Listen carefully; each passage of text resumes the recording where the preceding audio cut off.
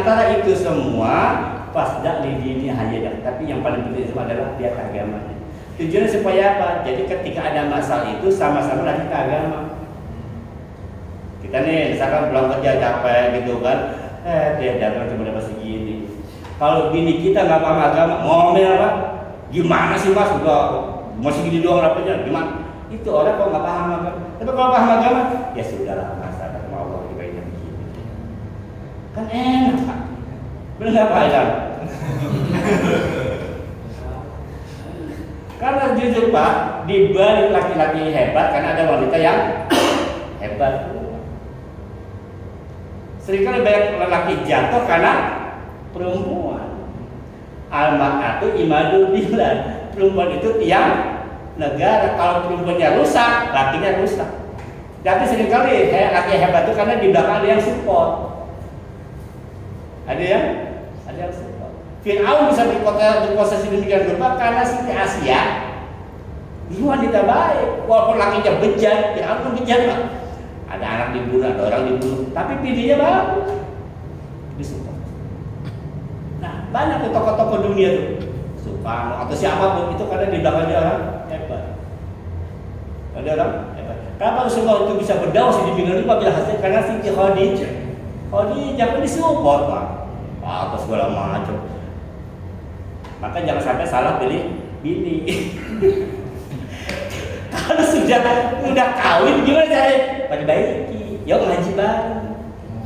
Kalau saya nggak bisa saya yang nasihatnya kalau saya kayak dengerin bisa nggak segitu. Mendidik agama itu kewajiban suami. Kewajiban, lah kan kita tanggung jawab di akhirat Pak. Kata Allah.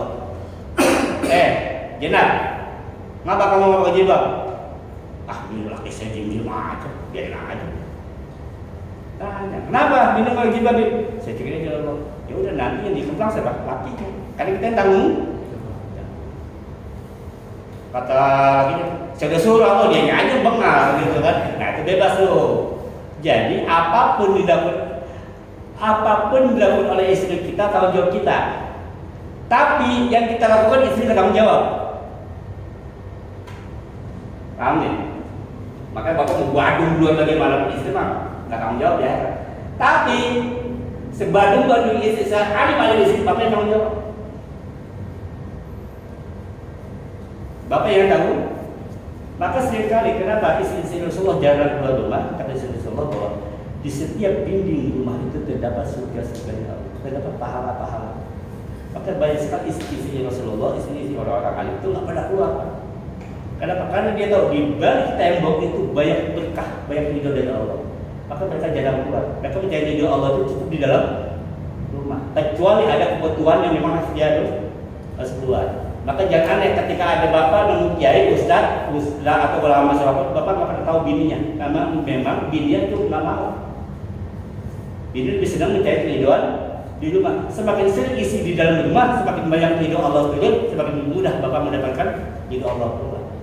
Semakin mudah bapak bertanggung jawab di hadapan Allah. Tapi semakin banyak isi keluar, maaf. Tahu jauh bapak pun akan lebih. Ini penting, kenapa? Ngaji. Kan? Bukan nggak boleh keluar, boleh keluar. Kalau bertetangga kok boleh. Cuma ada batas, ada waktu. Ya, satu langkah istri keluar dari rumah, bapak bertanggung jawab dengan apapun yang dilakukan di luar. Karena sekecil apapun yang dilakukan oleh istri kita, itu tanggung jawab kita sebagai seorang suami. Baik, kembali ke sini. Nah, dari mana aja? Lam yalid walam yulad itu maksudnya bahwa Allah tidak beranak. Walam yakul kufuwan ahad itu tidak ada satupun yang sekufu, yang sepadan, yang sesuai, yang setara dengan Allah. Singkatnya Allah jelaskan, laisa kamitslihi syai'un. Jadi jangan digambarkan Allah seperti apa. Allah mati di unsur, ya. Allah nggak butuh tempat, Allah nggak butuh apapun. Allah itu Maha Tunggal, Allah nggak punya anak, Allah nggak punya bapak ibu, Allah tuh nggak dia bisa menyembelihnya. Laisa kamitslihi syai'un. Jangankan yang menyerupai Allah, yang semi menyerupai itu ada. Yang menyerupai Allah pun enggak ada. Ada Pak, KW 3 dia enggak ada. Jangan KW 1, jangan KW 1 enggak ada. Ada KW ya. Jadi itulah maksud dari walam yakul lahu kufuwan ahad. Kemudian terakhir ada beberapa hadis kita harus pahami. Badi'us samawati wal ardh. Allah berfirman dalam Al-Qur'an, Badi'us samawati wal ardh anna yakuna lahu waladun wa lam takun lahu sahibatun. Wa khalaqa kulla syai'in wa huwa bi kulli syai'in alim. Dia pencipta langit dan bumi. Bagaimana dia mempunyai anak padahal dia tidak mempunyai istri? Dia menciptakan segala sesuatu. Nah, disinilah Pak, makanya kita harus selalu mensucikan Allah dari segala macam sesuatu yang mencemari nama Allah Subhanahu wa taala. Dan sebuah hadisnya dikatakan ya, dalam kitab Sahih dikatakan bahwa la hadu asbaru ala adan sami'ahu minallah innahum yaj'aluna lahu waladan wa huwa yarzuquhum wa yu'afihim. Dalam kitab Bukhari disebutkan bahwa tiada seorang pun yang lebih sabar daripada Allah terhadap perlakuan yang menyakitkan. Jadi kalau bapak ada yang mau nanya siapa yang paling disakiti di alam ini, Allah.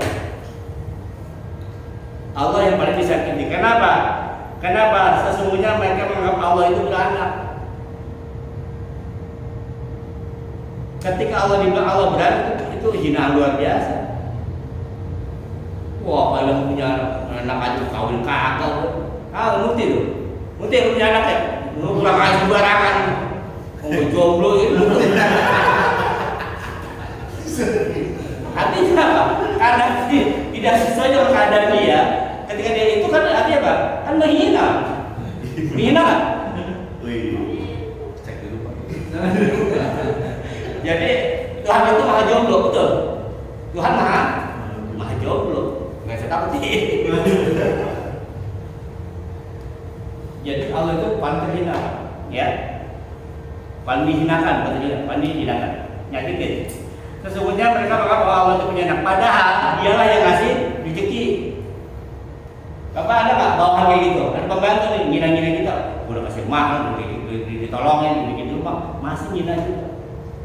Tapi Allah sama, tetap aja bapak kasih itu gajinya, tetap bapak kerjain dia, tetap bapak kasih gajinya. Nah, dalam sebuah hadis dikatakan, ini hadis qudsi ini. Qala Allah azza wa jalla, kata bani ibnu Adam, walam yakun lahu dzalika. Allah berfirman dari Rasulullah dalam sebuah diskusi, anak Adam telah mendustakan aku, padahal Allah tidak pernah berdusta. Wa syatamani walam yakun lahu dzalika. Fa'ama takdiruhu iyaya faquluhu lan yu'idani kama badani. Wa laysa awwalul khalqi bi ahwanin alayya min i'adatihi. Wa amma syatmuhu iyaya faquluhu ittakhadallahu waladan wa ana ahadu as-samadu lam alif wa lam ulad wa lam yakul lahu kufuwan ahad. Ini kata Allah dalam diskusinya, anak Adam telah mendustakan aku, padahal aku tidak pernah berdusta. Allah itu tidak pernah berdusta. Allah itu benar. Al-haq. Allah itu maha benar. Innal jannatal haq wan narul haq was sa'atul haq wal mautul haq. Surga itu benar. Ada. Neraka ada. Kiamat ada. Karena al-haq itu dari Allah. Padahal tidak layak baginya untuk mencaci maki. Adapun pendustanya terhadap aku adalah ucapanmu yang mengatakan bahwa dia tidak akan mengembalikan hidup kembali. Jadi ada orang beranggapan bahwa orang kalau udah mati nggak bakal hidup lagi. Itu penghinaan buat Allah. Kalau ada orang mati ya mati aja, hidup cuma sekali, hiduplah sepuasnya. Nah ini hati-hati. Boleh nggak kita ngomong gitu? Hidup cuma sekali di dunia ini, hiduplah sepuasnya. Boleh nggak ngomong gitu? Bela? Hah? Wah. Cuma kita merasa bagaimana? Hidup di dunia cuma sekali, hiduplah sepuasnya. Sepuasnya ngapain? ibadah. Karena kau sudah mati nggak bisa ibadah, bukan maksiat ya. Oke, itu buat saya terus gitu kan.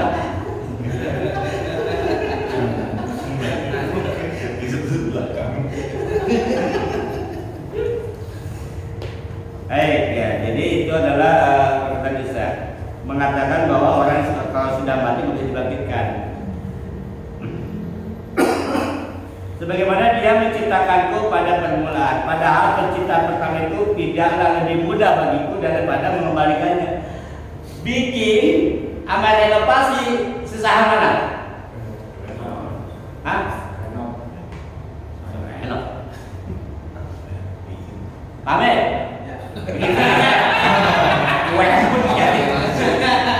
Itu lo kayaknya gampang apa-apa. Pamer bikin desainnya jadi baru. Sama betul desain yang cuma pintu usaha gua susah mana? Baru. Gila. Bikin tahun aja bisa, aku cuma betul desain pintunya doang. Jadi menghidupkan yang sudah mati itu lebih gampang. Orang tangannya udah ada, tulangnya ada, kepalanya ada, tinggal kasih lu doang kan gitu. Nah yang belum ada itu bisa ada, bahkan cuma cairan doang, cerot, jadi bocah. Gimana ceritanya? Cairan diproses kan dalam air itu jadi anak, jauh lebih susah Pak daripada coba hidupin yang sudah ada. Gak percaya? Nah ini Nabi Ibrahim itu Pak untuk meyakinkan bahwa dia tuh Allah tuh bagaimana cara menghidupkan yang sudah mati. Kata Allah, lu gak percaya ya bapak gua? Bukan gak percaya, Allah saya pengen tahu buktinya doang. Kan gitu, ada di Quran tuh. Udah kalau gitu gini kata Allah, lu ambil tuh 4 unggas. Lu ambil ayam, burung, gitu kan? 4 unggas ini dipotong, terus potong cacak dagingnya, aduk 4 unggas tadi, terus taruh di tempat yang berbeda, kalau di ujung barat, timur, utara, selatan. Sehingga kita harus bilang, kun terbang di daging semua, terbang. Nyampe yang ayam terus ayam, kambing dan sebagainya. Itu gampang buat Allah. Yang sudah dicacak sedemikian rupa Allah bisa satu pintu kembali. Dan ini lagi kalau jasadnya utuh. Oh benar, begitu cara Allah menghidupkan yang sudah mati. Dicacak bagaimanapun Allah tetap akan menghidupkan kembali. Itu untuk buktikan keimanan. Kemudian sebutkan pula pada pencipta pertama itu tidaklah lebih mudah daripada mengembalikan. Dan adapun caci makinya kepadaku adalah, jadi ada orang yang mencaci maki Allah. Apa katanya? Ada orang yang mengatakan bahwa Allah punya anak. Itu penghinaan buat Allah. Jadi anak Tuhan. Allah singgung besar. Itu singgung banget. Tuhannya sudah Allah marah. Padahal aku ada Tuhan yang Maha Esa, yang bergantung kepadaku segala sesuatu. Aku tidak beranak dan tidak pula dibelanakan, dan tidak ada seorang pun atau apapun setara dengan aku. Jadi ketika ada orang mengatakan Tuhan punya anak, berarti sekarang dalam sini dia mengatakan Tuhan punya istri. Ketika dia kata Tuhan punya istri, berarti ada sesuatu, ada yang sama dengan Tuhan.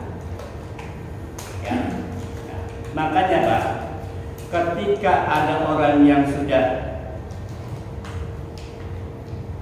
memahami surat Al-Ikhlas dengan mendalam, mengerti apa kandung maksudnya, dia tidak akan mengatakan bahwa semua agama itu sama. Ada orang mengatakan semua agama sama, cuma cara ibadahnya doang beda-beda. Ada nggak? Kita pasti dapat Al-Ikhlas, nggak ada ngomong. Kenapa? Ya Tuhannya beda. Tuhan saya Tuhan yang Esa, yang gak punya anak, yang gak beranak, yang gak ada salah. Karena Tuhannya sudah beda, maka yang dia pun beda sama tetangga sebelah. Kalau tetangga sebelah masih punya anak Tuhannya, ya Tuhan gua gak punya anak, repot. Kita gak punya BPJS lagi. Tuhan pun cukup satu. Nah, disinilah nanti kita bahas lebih jauh masalah konsep ekonominya. Baik ya. Intinya Imam Bukhari telah meriwayatkan pula melalui hadis Abdul Razak bin Ma'ruf ya. Imam Bukhari meriwayatkan keduanya secara munfarid. Demikianlah sedikit kupasan tentang al-ikhlas. Pertama kali yang kita garis bawahi pertama adalah kita harus meyakini dan memahami bahwa Allah itu tunggal. Tunggal dalam zatnya, zat itu artinya dirinya, bukan yang lain. Tunggal dalam sifatnya, tunggal dalam apapun. Kemudian Allah itu tempat segala macam puncak harapan dan doa. Ya, kadang-kadang orang itu memiliki hidup itu pasti punya harapan dan tujuan. Ketika tujuan sudah tidak tercapai, akhirnya kembali kepada Allah. Nah, lebih mudah lagi kita sama apa-apa sudah menyerah dulu aja sama Allah. Pasrahin aja sama Allah, minta sama Allah, harapkan sama Allah. Ini karena ada orang-orang yang kepala batu gitu kan. Walaupun dia minta sama Allah, terus supaya Allah masih terus. Maka jangan ada ketika ada orang susah tuh malah apa? Dia lagi susah bukan kembali ke Allah. Lagi susah nih, lari ke tetangganya, bagi dong, tolong dong, bagi dong, tolong dong, datang ke dukun terus. Siapa lagi? Kata saudaramu, ayo minta saudaramu, agak dapat. Siapa lagi bos? Ayo minta bos, nggak dapat. Siapa lagi terus? Ayo berdukun terus. Ketika sudah nyerah, ya Allah sudah nyerah. Udah nggak mau lagi dah. Baru Allah ngomong, apa? Nggak kuat, nyerah. Terus gimana? Tolong ya Allah. Baru ada orang kayak gitu Pak. Jadi mentok dulu, kalau belum mentok belum minta. Tapi ada orang yang nggak nunggu mentok udah minta dulu sama Allah. Maka jangan aneh ketika ada orang dia belum minta Allah sudah kasih. Ada nggak ini? Dia belum minta Allah sudah ngasih. Rezeki lah paling gampang. Sekelas kita rezeki itu masih nyari. Tapi ada orang yang Allah pilih bukan dia yang rezeki nyari dia. Rezekinya mencari. Terakhir, al-ikhlas ini kita kembalikan bahwa surah al-ikhlas itu memang tidak ada kata ikhlas di dalamnya. Tujuannya supaya kita memurnikan Allah, mentauhidkan Allah, minta hanya kepada Allah, ibadah hanya kepada Allah, segalanya kepada Allah Subhanahu wa taala. Ya. Masalah sifat-sifat Allah dan kajian-kajian lainnya bisa bahas di pertemuan datang. Saya mau tanya dulu. Ya. Kan sekarang kayak menyampaikan surat al-ikhlas ini kan menjadi sensitif gitu bagi agama lain ya. Jadi wah ini menyinggung agama saya nih. Nah padahal kan kita skopnya ruang lingkupnya agama Islam aja gitu kan. Kamu gak usah dengar, tutup telinga aja gitu kan. Nah, tiba-tiba mereka ikut campur. Nah karena kita sebagai mereka ketika kita menjelaskan pun mereka gak mau mengerti. Nah misalnya perang lah anggap aja. Terus kita mati. Kira-kira seperti apa? Allah ridho gak gitu? Ya. Saya bertanya kayak gitu. Nanti ngomong lainnya kayak gini. Saya bilang ayat ini turun sebenarnya Islam itu sudah toleransi. Islam sudah toleran, tidak menyinggung Tuhan siapapun. Menggunakan kata Rob itu kan Rabbus samawat, Rabbun nas, Rabbul falak. Ya kan? Tidak pernah menyinggung. Tapi selalu ditanya, kita sudah nyinggung nih akidah Islam. Tuhan siapa sih? Kan gitu kan? Dijawab, Tuhan saya yang tunggal, gak punya anak dan sebagainya. Dia marah. Kan lucu. Lucu gak? Dia nanya nih, Tuhan kayak gimana? Tuhan ini punya anak ya? Kayak Tuhan gue dong, Tuhan gue punya anak. Tuhan lu sakit, Tuhan gue banyak. Begitu Allah bilang, Tuhan saya satu, Allah. Dia marah. Justru ayat ini turun seperti ini untuk membantah anggapan-anggapan mereka. Kenapa mereka marah sama kita? Karena jawaban kita nggak sesuai yang mereka inginkan. Akhirnya diputar balik. Wah lu hina agama gue dong. Ya enggak. Kan Bapak nanya ke saya, Tuhan lu bagaimana? Tuhan lu tunggal. Wah lu hina agama gue dong. Kan gue Tuhan gue tiga. Lah yang hina siapa? Kan Bapak nanya ke saya agama saya Tuhan apa? Kan gitu kan.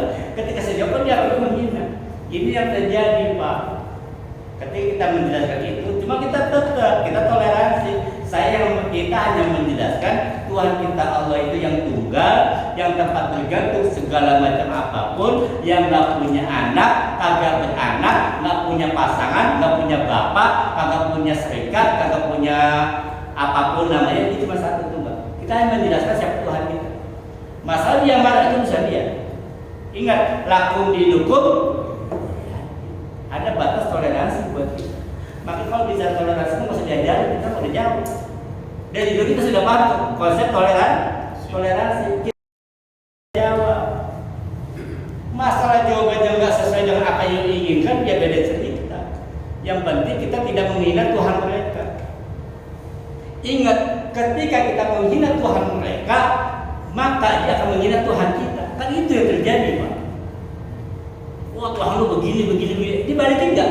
Ah, Tuhan lu begini. Apa? Yang dihina apa? Menghina Tuhan kita nih. Makanya kita nggak pernah dan nggak boleh menghina Tuhan lain. Ya terserah dia. Kenapa? Beriman kepada Allah, tauhid kepada Allah itu hidayah.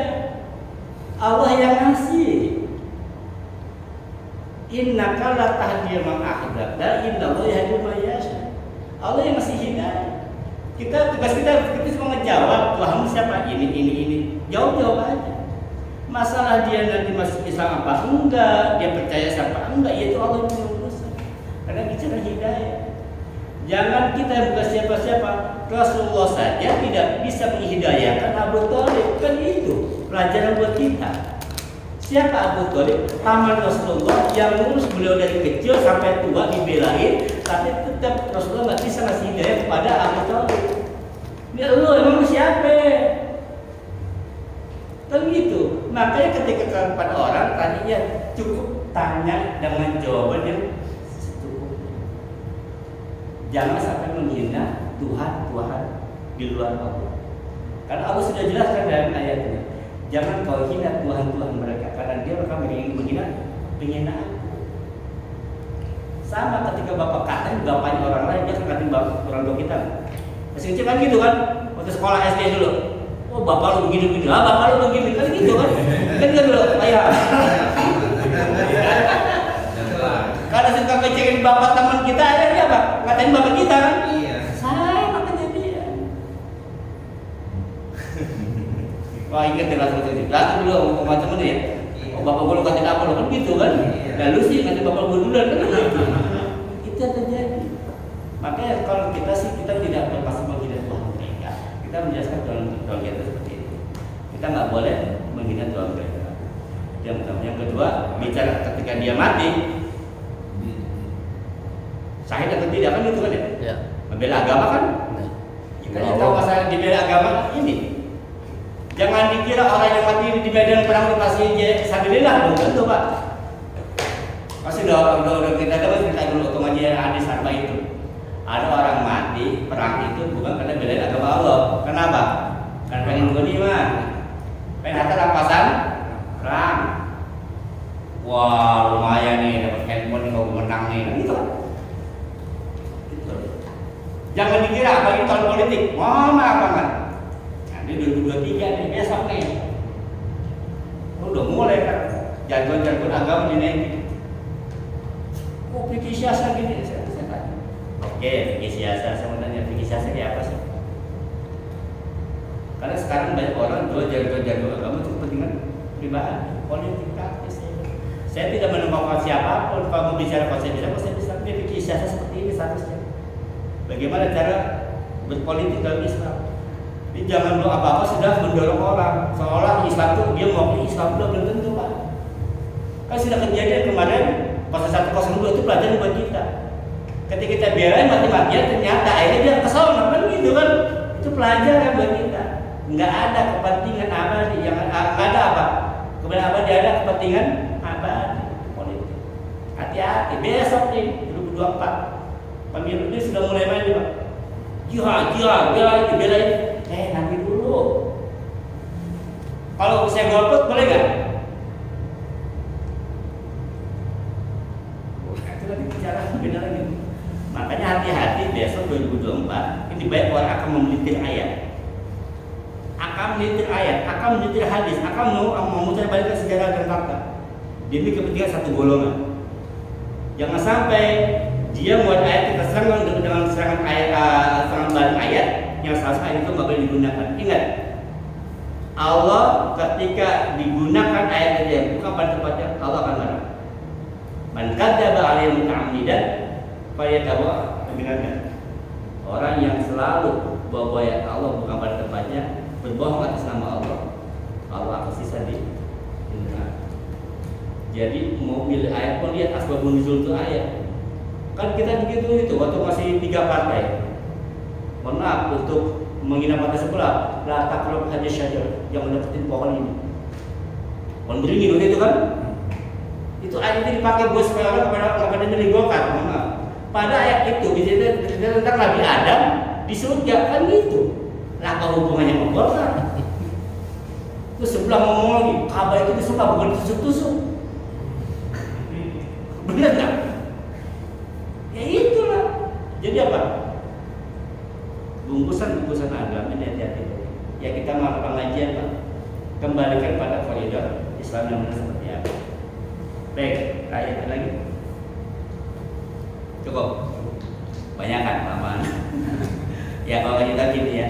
Jadi intinya buat kita semoga kita kembalikan lagi ke tauhid kita kembali lagi kepada kemuliaan sampai tauhid. Ya.